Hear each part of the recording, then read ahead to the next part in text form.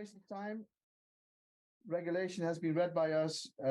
It's incredible. 40% of the plastics, 50% of the paper that we produce as waste is packaging. It's unbelievable. So if we need to change a lot, it should be working now. It should be working. It's on. Mine is on as well. Do you hear me? Working. Perfect. We are having a tremendous amount of plastic and packaging waste. We're going to double it in absolute terms if we don't do anything in the next, let's say, 5 to 10 years. But we need to reduce on the absolute terms with half, which means like a quarter of what we would do if we don't do anything. Reach already said that packaging is an article. There is a policy requirement since 1973 that companies need to have an active policy regarding reduction of the footprint. And basically we screw up. Definitely. Yeah. So if we didn't, there would be no need for the regulation. Right. And regulation instead of a directive, so it will be converted into national law 101, but there still will be national implementations within that framework, a little bit like we have today. And we will come to that shortly. One of the key questions probably that is hovering about the market is, and André, this is your specialty, is will this be the end of all those national label requirements? Because, you know, it's one thing to reduce the impact of packaging, but the real impact in the operational one-on-one on packaging is, oh, I need to have a marking this and marking that and marking that. I need this and I need to have those environmental labeling obligations in Italy, the tidy man in Bulgaria, and so on and so forth. This will be harmonized.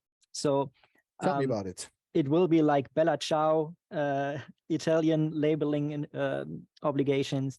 It will be like a Bella Ciao for the trimen in France as well, related to the packaging. So the packaging trimen will probably not be there in the future any longer. It's going to be a harmonized approach. And what they refer to actually is that they would love to have like a material identification still, but they don't want the material identification to be based on that 97 commission decision, which is harmonized actually, like PEP 20, LDP4, PP5, Mobius sign, and so on. It's more like a technology sign rather than a consumer-oriented sign. Yeah, right. And this is going to be repealed. It will take some time after the regulation enters into force. It's like, I guess they then still have like 42 months until that 97 transition period decision material identification will be revoked. So this is going to happen, but they want material identification still. So if I can provide you with a hint, check the Nordics pictogram system actually. Okay. So this is one of the things we will do in the follow-up. So there's no slides today, ladies and gentlemen. Yeah, right. There will be in the follow-up. Yeah, right. They refer to like putting into place like a harmonized labeling system based on the material identification, and they refer to the Nordics pictogram system in like an advanced version. All right. So what you will find in the future is probably like a QR code on the packaging referring to material identification, but also further information. And it will be harmonized with the Digital Product Passport Initiative. We will talk about that later, probably. And then you will find information in a digital way on packaging, like, oh, this is paper packaging, whatever. And there will be like pictograms, and you can like match those pictograms with the waste receptacles, like with the trash bin, because you will find those symbols on the, know what to do. on the bin. But for retail and trade, it will mean there still will be a way to translate things, but that could perhaps be not on the packaging, but in a digital way. Yeah, right. So you reduce the burden, you reduce the size of information on the packaging. Exactly. And the consumers in Europe in general will get used to, hey, these are these icons, you should know them by now, but if you want to learn more, scan a QR code. The famous digital product pass or digital product passport, as ProductIP since 2009 calls ProductIP public file. Thank you for that, European Union. We'll probably rebrand that. And so that is actually a reduction of the burden. It is. You still need to know packaging. You still need to know what you do, what kind of packaging it is. You need further information and more information than you already gather for probably. But it will be a reduction because it's just that QR code on the packaging, and well, on the digital carrier, whatever, you need to have sufficient information. Right. Does it mean that the sorting system will be harmonized within the European Union? No, not necessarily. It's just they remain the same system that they have actually. Like But France will sort glass packaging and all the rest in like another bin. But you will find the pictograms on the bins there, so you can match it. I know some of you will say, yeah, but France and Italy and perhaps Germany, they will then still require epsilon extra. But it's not you're probably going to confirm that, because I read clearly in this regulation that packaging that is in conformance with this regulation on the labeling and marking principle, exactly, market surveillance authorities should not, or member states should not block entrance to this. So it says basically, you could have any additional system if you want, but the mutual recognition is built in, free trade is built in. Exactly. It's one of the key issues. But you need to explain things in French language and Italian language via the digital way. Okay, but that's not a burden. You need to translate and explain one time in those languages that you sell a product in, that paper is paper and you should dispose of it like XYZ. Otherwise, you need to have that on each packaging and explanation in each manual, which would create more paper, which we don't want. Yeah. Okay, so it seems that they are really going to push for harmonization.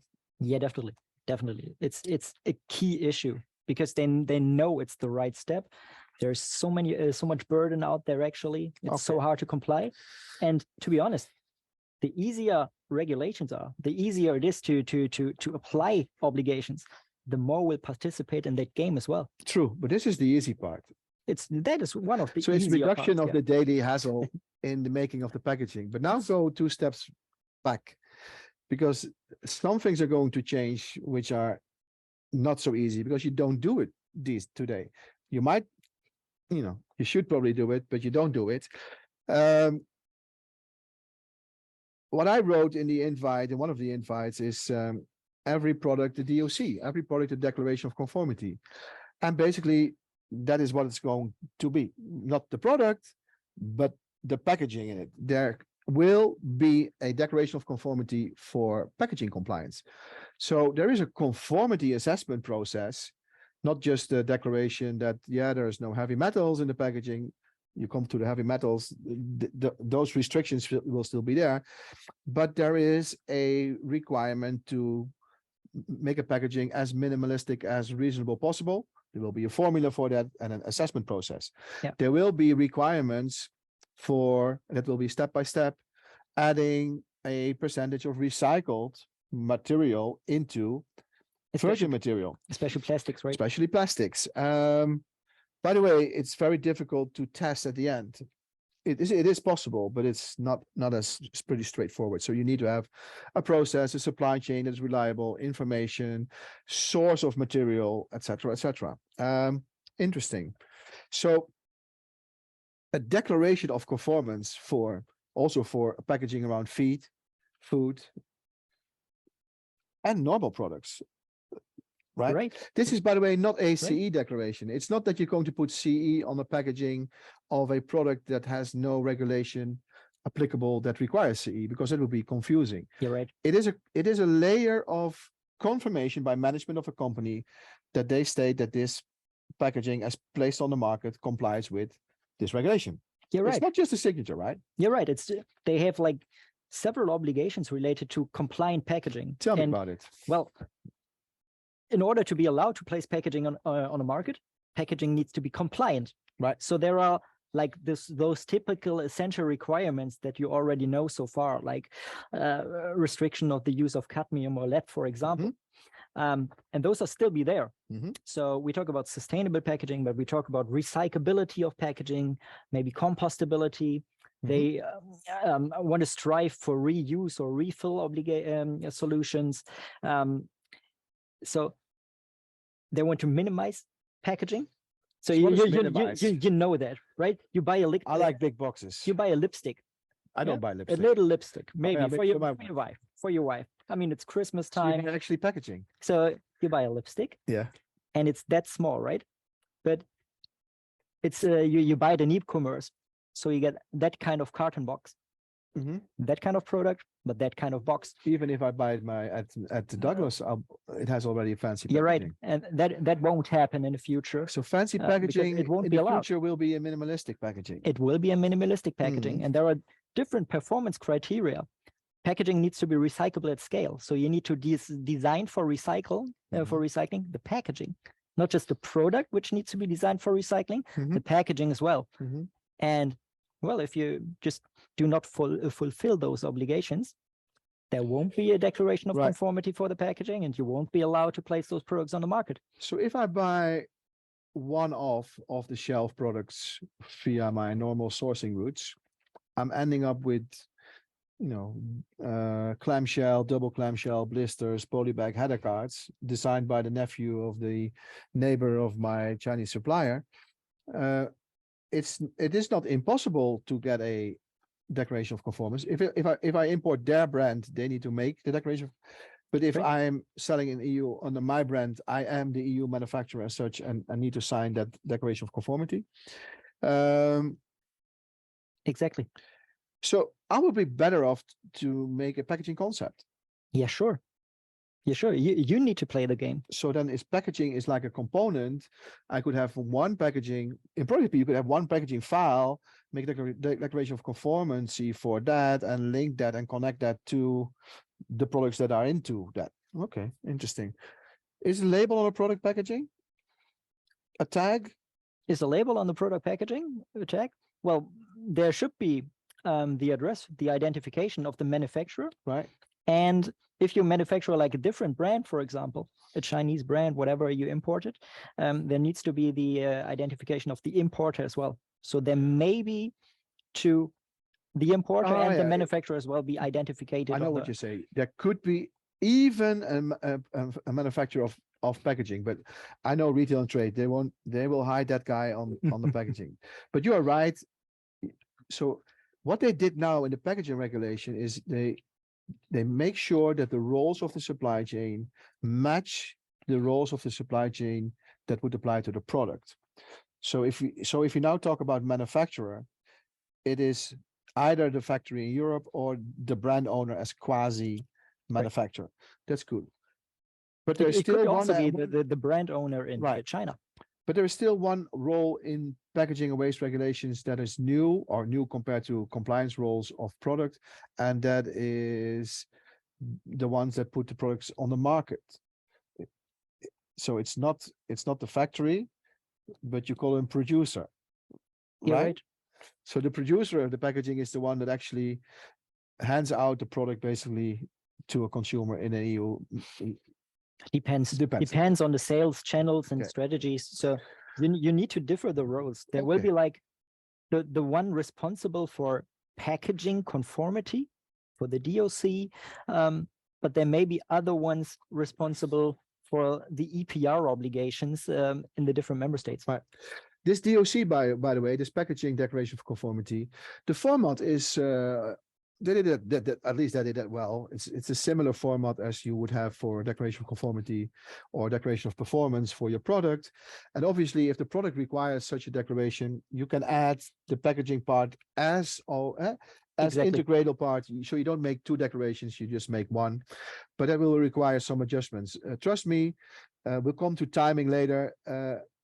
From the point of view where I am sitting, looking at building IT, supporting all of you to manage that, for us, that's already a challenge, to figure that out, to see what needs to be done and what information needs to be landed where, and how you can make it access via that anonymously via QR code. This is not that you must tell as consumer who you are so that you can have this is straightforward access, no tracing, no tracking. So that's a lot of work for us to build that.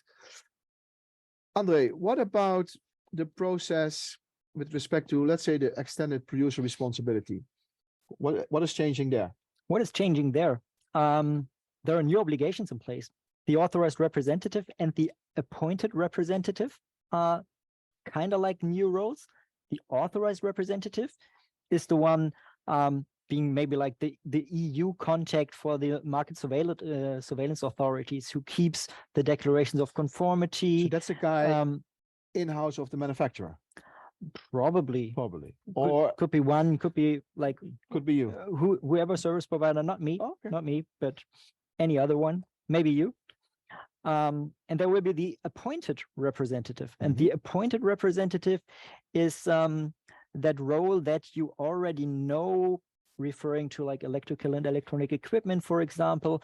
It's the one being located in a member state and acting as a producer in terms of EPR there, like taking care of registrations at the national registers, which need to be implemented in every member state, just as a side note, and who deal with like reporting obligations, subscribing to a producer compliance scheme, take-back scheme, and so on. Okay, so a company needs to either appoint somebody internal or hire somebody external that is the contact person for authorities regarding this topic. Right. That's quite new. So you must assign a problem owner. Yeah, right. I mean, you know that in terms of product compliance. It's not mandatory, but become the one that signs the declaration of conformity normally.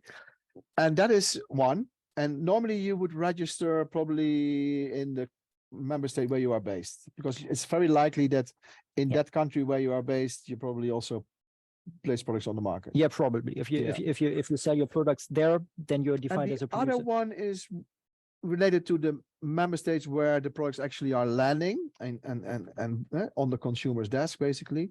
So, you know, Germany has with Verpack a registration system, but the Netherlands has not. So what will be the way forward?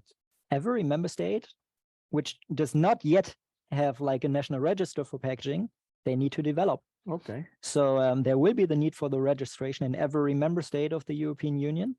And what will happen is that, you know, that from Amazon, for example, actually, like the online marketplaces and distributors and so on, they need to assure that only compliant packaging is placed on the market, and only packaging obligations are being paid for. And exactly, and that the obligations have been paid for. So in the future, it's quite for sure that Amazon does not only ask for the EPR registration number in Germany or in France, they will do that in every member state. Probably all distributors will ask for that. Everybody in retail will make sure that you are dealing with that. Yeah, sure. Depending on how they deal with it. I mean, if I import something and then resell it, I'm still the producer for it in terms of EPR. But yeah, of course, I can be disburdened. I can ask my supplier to deal with the issues, at least in the member state where I'm located. There are different solutions for that, but it will be transparent. Okay. So example case, I'm importing, I'm importing products from outside EU. UK is also outside EU, a UK brand. I'm the EU importer. I'm using the same roles for packaging as for product. Let's keep things simple. So UK brand is on there. Their address is there. I'm the importer. My role is there. My address is there. I will get a declaration of conformity regarding packaging. Let's assume it's a non-CE product. Packaging from the UK manufacturer. I look at the packaging and I doubt it perhaps, or I could ask for substantiation. Give me the calculation from why you claim it's minimalistic enough. I could ask for that, you know, or not just a declaration. I'll keep it because you have to. Because I have to. I go to the register in my member state. I tell them I'm the guy that you need to contact if you have questions. I'm importing 10,000 pieces. I'm selling them all this year. 2,000 in the Netherlands, 8,000 in Germany. I register in Germany as well, or I do that via partner. 2,000 are being paid for as the waste contribution if it's above a threshold in the Netherlands, and 8,000 in Germany. That's basically the pretty much straightforward process. And who need to pay what in what country, or register what in what country, depends a little bit if am I selling directly to consumers or via retail chain, or Exactly. Okay.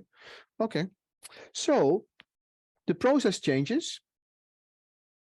there need to be a problem owner, there need to be compliance, documentation, there need to be a calculation, it need to be there for 10 years, digital access, that's one. And then the market size, my process changes because I need to be aware that if I start to sell in a new EU member state, new for me, that there will be a scheme, but the advantage is the schemes will all be the same. It will be a little bit different, but the principle will be the same, register. Yeah. And I don't need to worry about translation of what all these icons mean in all these countries for each packaging, but I will need to worry one time on my digital access. Exactly. And don't change the URLs on your product because it need to be there for 10 years. That's why a product IP public file is a great idea. Yeah, I can mention it one more time. Because it happens, retail and trade changes websites. Okay. Packaging requirements, the same process document. For me, it's a little bit connecting the dots in that sense, digital access, eco-design, it's mentioned 132 times. Yeah. Not this session, but another session, general product safety regulation, also announced last week. Same, digital access. This is transparency. Exactly. Yeah. This is, maybe not transparency into the supply chain, another topic, but transparency into, did you really do something? And I think that is a fair question to ask and to be answered. I think even modern consumers like to have that answer. Yeah. But if you talk about modern consumers and branding, there are interesting things written down about claims, our packaging is compostable or biodegradable. What's about that? Yeah. Because you mentioned green punkt already a little bit. Oh yeah, green dot is another topic. But in regards of those claims, if you claim something, there needs to be like a substance. It needs to be true. You cannot claim. You can, but it's illegal. Right. Okay. Right. It's illegal. No? So there are differences. What's compostable? If something is compostable, well, you need to assure that it's compostable, and you need to inform about it. And it's the same with like biodegradable, with bio-based. I guess you're very familiar with it, right? Well, quite, because in terms of how relevant this whole bio-based and biodegradable and compostable discussion is it's not for nothing that the EU released a statement last Friday as a follow-up for this, because and the Q&A, if you haven't filled it out, you still can do it, but we'll send you probably an update after this session as well. You're free to fill it in anonymously. The thing is, many of you see bio-based or biodegradable as a way out, but in general, it's not. Reduction is a way out, because there's different ways. Bio-based doesn't mean biodegradable or compostable at all. It's just you think, oh, it's bio. Bio is good, right? Bio is green. Bio is fantastic. I read not necessarily. People asking us questions. We get questions out of the market for that we want bioplastic. But I want to just to say, be very, very careful about this, because consumers, that is the opinion of the EU Commission as well. Consumers regard this kind of claims and say, oh, that means I just can throw this in my green waistband because it's compostable. They are mixing up things, and you cannot. The second thing is, if it is mandatory that certain plastics have 20% of a recyclable component, if that is mandatory, you cannot do marketing around it. It's like saying my coffee machine is electrical safe. I hope it is. So it is. Right. We don't regard it in the same corner, but it is definitely in the same corner. Bio-based means plant-based. If that plant-based is not the result of waste of another plant, so like we have corn, and then we have masave or whatever, something that they call it, and you can use that to make polymers out of it. Okay, so you have waste, and you reuse the waste, and you make polymers out of it, and then you can make plastics out of it.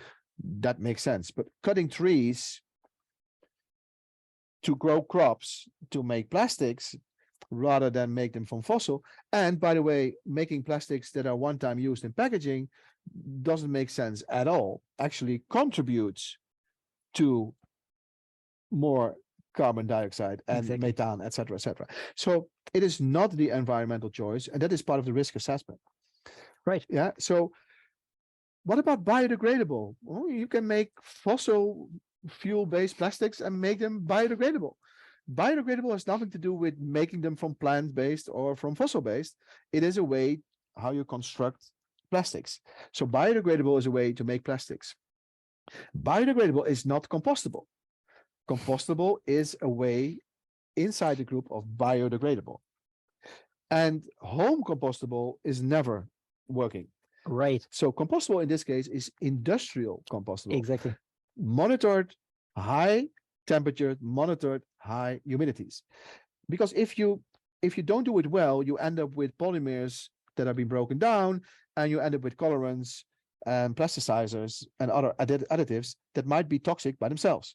So what I predict here is that, like with food contact materials, like with cosmetics, that there will come a positive list. So that you say, if you use these polymers and you use these additives, then you have a mix that you can call compostable. Yeah, probably. Yeah. So yes, it is interesting. It's way too early to start using that to promotion. You're running in a trap if you start using this as promotion, because if this claim is not true, this is like saying my products are ROS compliant, which you should not do, and they are not ROS compliant, then the legal framework will punish you double because you are earning money on it. You're earning money on it with wrong, misleading information. Exactly. So you're ending in consumer misleading kind of legislation. Exactly.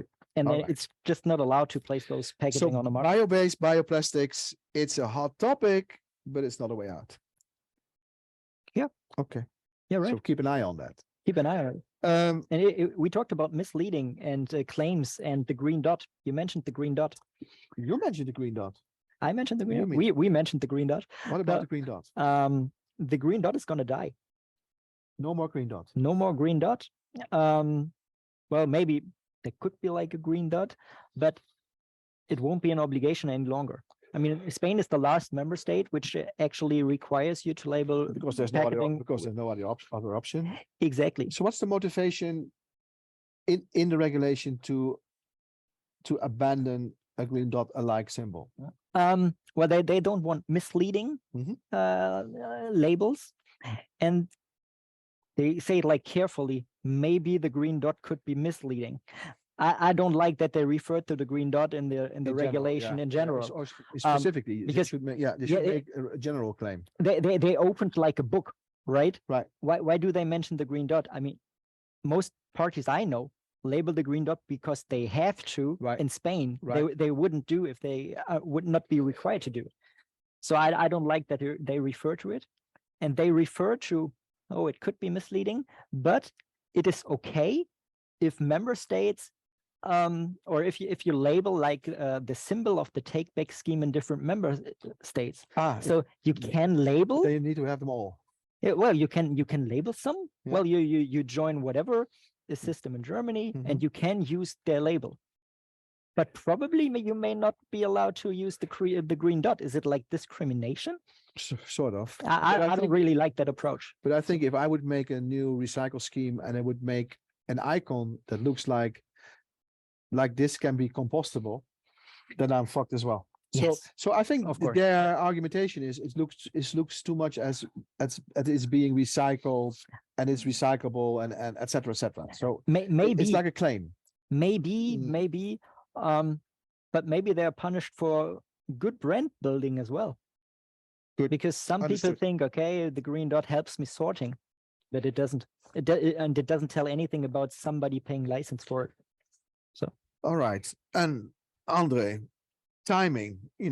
I know you guys all want to know when will this all end up at my desk, at your desk. It's already ended up at my desk, I can tell you. Well, it ends up at everybody's desk today.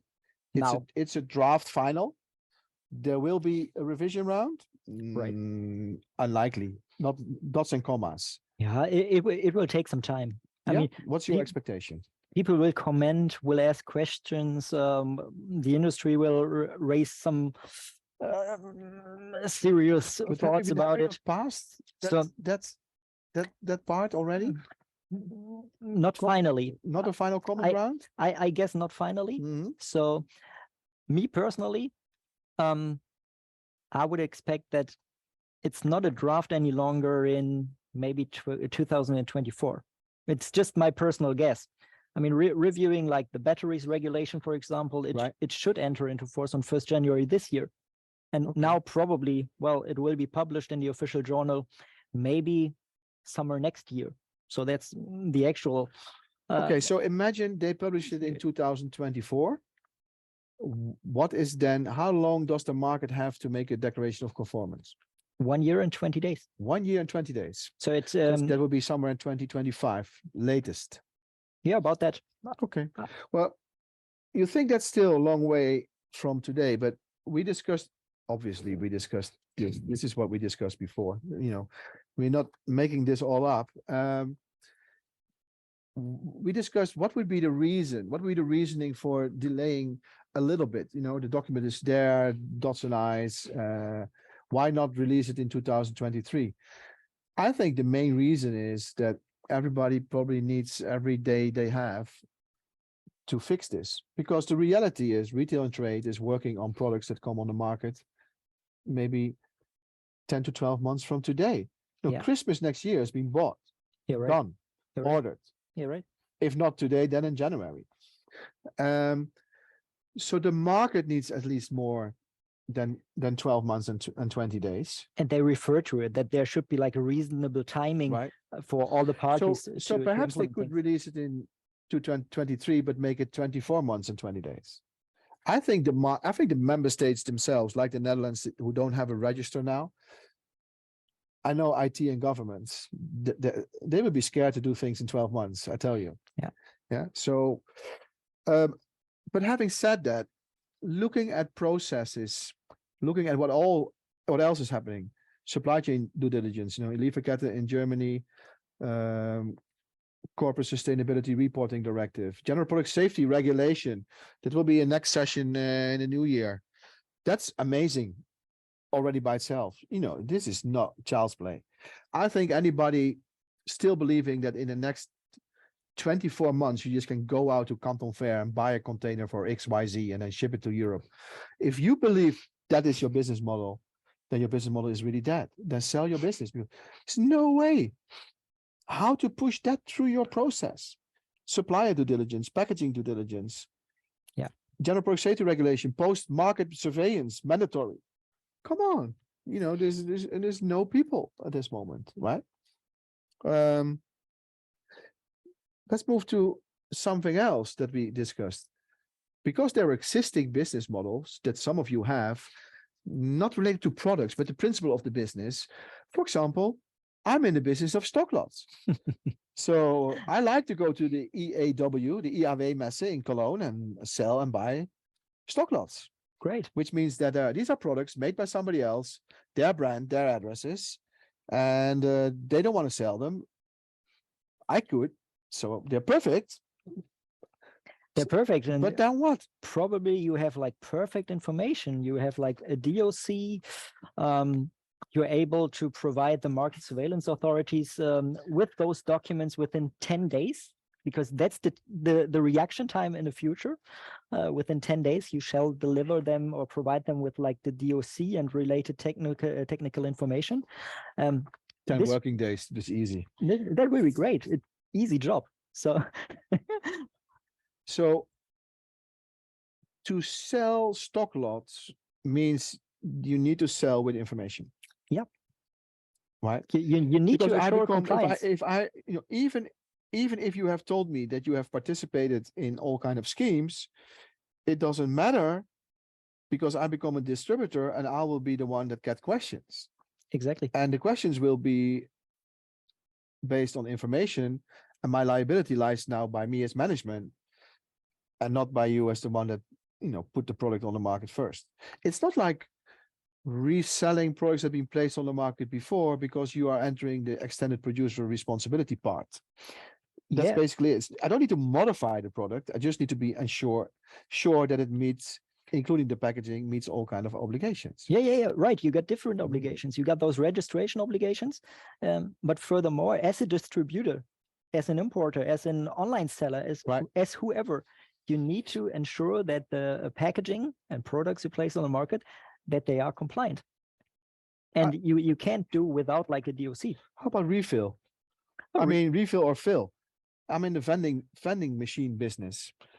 That's great. Do you offer like a seat for the one? My customers often a seat, like this seat could be the waiting room in a hospital, but you mean a seat like in a cafe or something? You're like right. Right.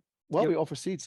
That's the trend, basically. We're all going to drive electrical cars, so we're going to charge cars, so we're going to drink coffee, and we're going to wait, even if it's still 10 minutes or 20 minutes, we're going to wait drinking our coffee. So you see gas stations converting to small cafes, handing me out a disposable one-time use cup with coffee.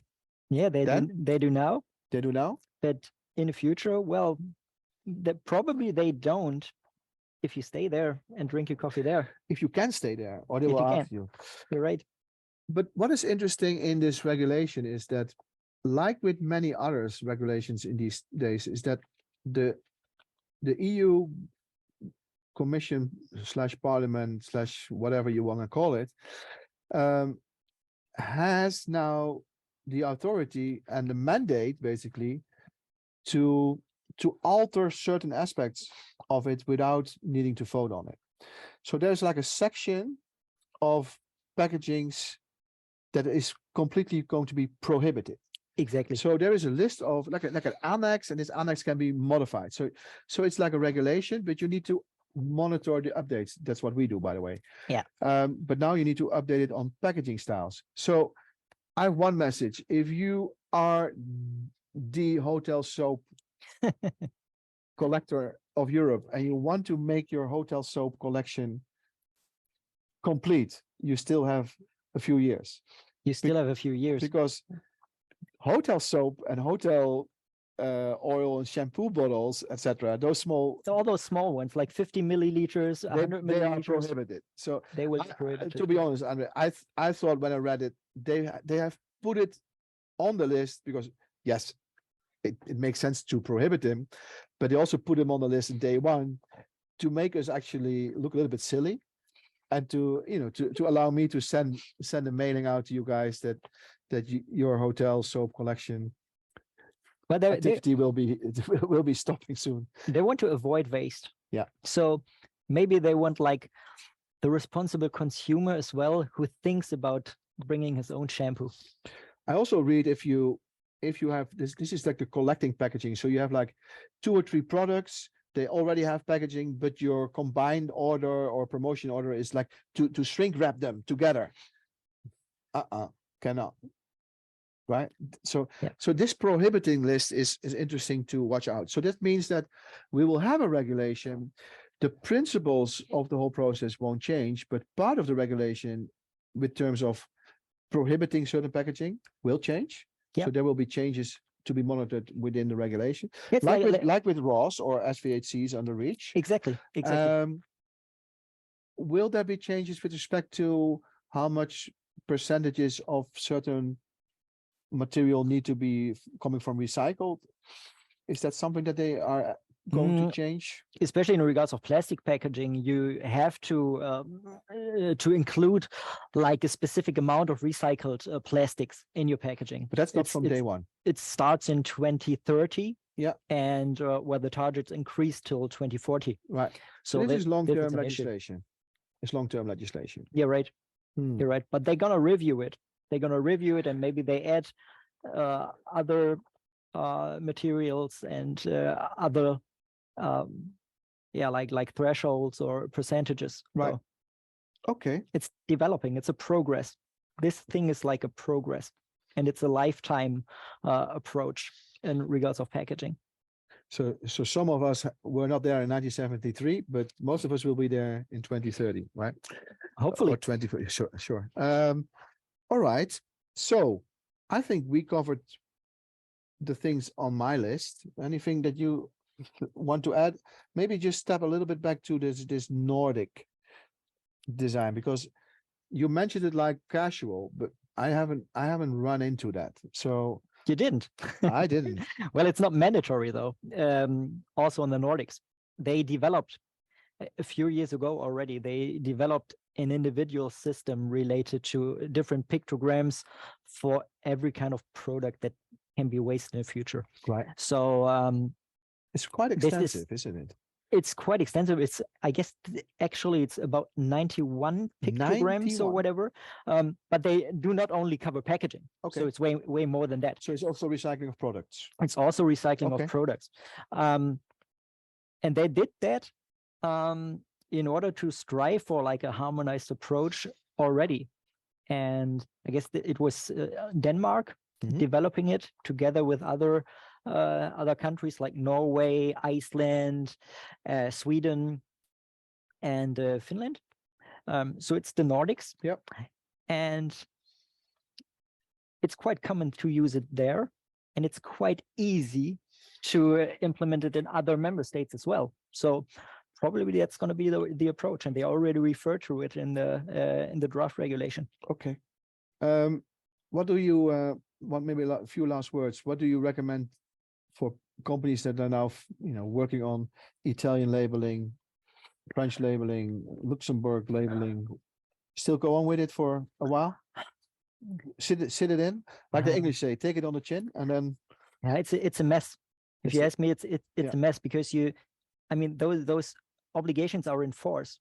In Luxembourg, in June this year, the need to label packaging with a material identification based on that 97 system is in force. Yeah. Okay. Who wants to sell in Luxembourg? The Triman for packaging is in force already. Yeah. The Italian obligations enter into force on 1st January 2023. Yeah. And the European Commission, they had like comments on the guideline. They had the chance to say. They had the chance to say. Wait for this. No, wait. Don't do it because there is something else is upcoming, but they didn't. They said like, oh well. Material identification is fine, sorting instructions are fine, but please allow a digital solution in terms of labeling in Italy. Right. But that's it. They didn't say stop it. So, and that's a pity. So sit it out. You have to deal with it if you want to comply. It's a mess. Yeah. I don't like me saying it. It's a mess, but those are the obligations that are in force actually, and there will be that transition period. Yep. And maybe the material identification has like 42 months after the regulation being published in the official journal, because then you have like at least 3.5 years where you gathered from the Italian material identifications and Luxembourg obligations and so on. As they say in England, take it on the chin. Let's go on with it. All right. You somehow need to deal with it, although it's a mess. One interesting maybe in regards of the declaration of conformity. Okay. A conformity is already required in Bulgaria. It's not that new. No, and the French also have a declaration, but it's not about minimalistic packaging. You're right. It's just the heavy metal parts. It's just an advanced version right now because you have way more performance criteria that need to be fulfilled. Right. Some of this like heavy metal, but now it's heavy metals. All right. Well, I'll round up. I hope you didn't find this a waste of time.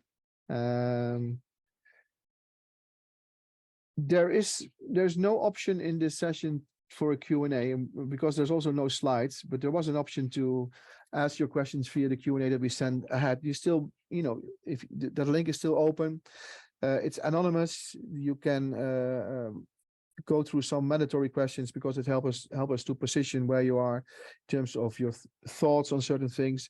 And there's an open session where you can just have some free text and ask some questions. Nevertheless, we will follow up on all of you that subscribed. I think we'll prepare some content. The content will be live available for reviewing. We'll do a YouTube version on ProductIP. We'll do a podcast on EPR Compact. We will send you those links. I think we need to build something on Nordic to give them an idea. Yeah. We're going to share a link. We're going to share some links to you guys with, so you can download that. Having said that, André, thanks again. It's been a pleasure. Audience, thank you again. A little bit hiccup in the beginning with sound, who get used to Zoom and Teams anyway. And having a great day. See you again somewhere soon. Thank you very much. Have a nice festive period. Thank you. Thanks.